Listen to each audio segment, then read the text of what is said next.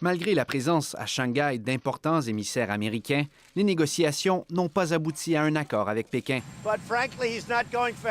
Agacé par la lenteur des pourparlers, Donald Trump ajoute de la pression. Il lance une nouvelle salve dans le conflit commercial avec la Chine.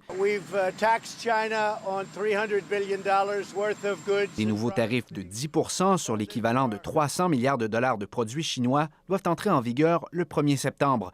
La trêve qu'il avait déclarée en compagnie du président Xi Jinping en marge du sommet du G20 en juin prend donc fin.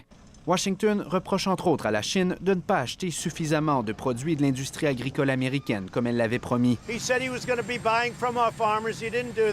Ce secteur se plaint depuis longtemps des impacts négatifs du conflit qui limitent l'accès à un énorme marché d'exportation.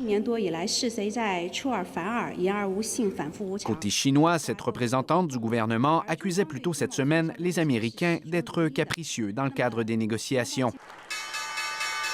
Après l'annonce des nouvelles taxes punitives, les principaux indices boursiers américains ont chuté, ce qui n'a pas ébranlé le président.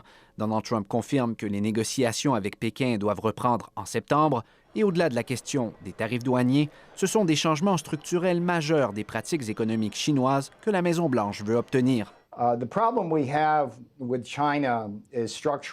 Si à Pékin, on mise sur l'impact de ce conflit commercial sur les consommateurs américains, à Washington, le président juge que c'est la pression exercée sur l'économie chinoise qui finira par lui donner raison. Difficile donc, pour l'instant, d'entrevoir un dénouement à ces négociations. Ici Raphaël Bouvier-Auclair, Radio-Canada, Washington.